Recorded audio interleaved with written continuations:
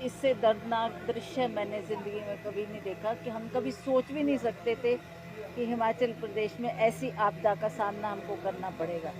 ये बहुत दुखद है। वैसे तो बचपन से हमने देखा कि हर बरसात में कहीं ना कहीं छोटा मोटा नुकसान हुआ, किसी के खेत में पानी भर गया, किसी के घर में पानी आ गया, उतने तक सीमित रहता था।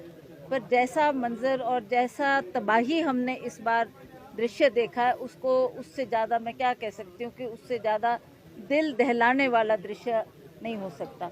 मैंने जब मंडी में ये हादसा हुआ, कुल्लू में हुआ, मनाली में हुआ, उस वक्त वहाँ का दौरा भी किया, हमने नेशनल हाईवेज देखे। तो उसी तरह से आप देखेंगे कि शिमला में भी हम सोच नहीं सकते थे कि इतने दिनों के बाद ये शिमला में भी ऐसा हादसा होगा।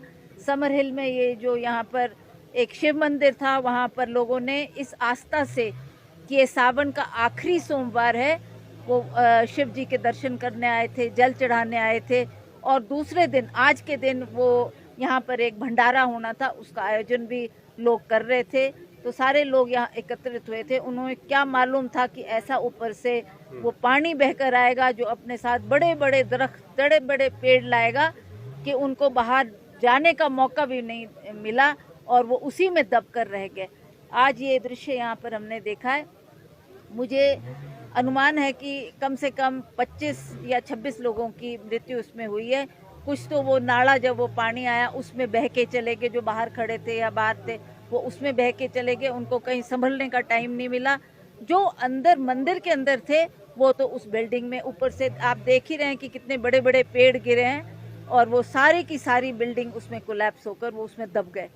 अब हम अपने पुलिस के, सीआरपीएफ के जितने भी नौजवान यहाँ पर आए हैं और रात दिन आर्मी के लोग काम कर रहे हैं, रेस्क्यू ऑपरेशन कर रहे हैं, इस मलबे को हटाकर उन बॉडीज़ जो इसमें दबी है उनको निकालने का प्रयास कर रहे हैं।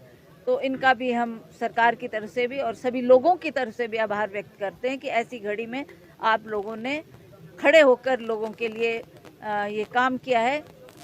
ऐसी स्थिति में हम केंद्र सरकार, खास करके आदरणीय प्रधानमंत्री जी से ये आग्रह करते हैं कि हिमाचल प्रदेश, जिसको आप अपना दूसरा गृह मानते थे, उस प्रदेश में आज इतनी बड़ी आपदा आई है।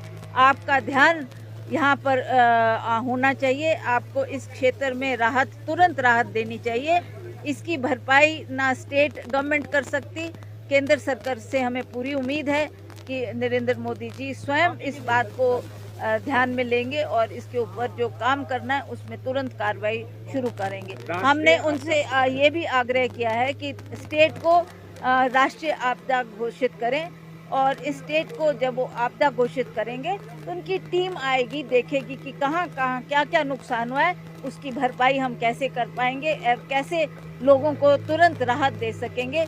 उसके लिए हम उम्मीद करते हैं और सभी अपनी निगाहें प्रधानमंत्री जी की तरफ लगाए बैठे हैं कि कब उनकी घोषणा होती है, कब वो हमारी स्टेट को एक डिज़ास्टर के तहत इसमें कार्य शुरू करने का काम करेंगे।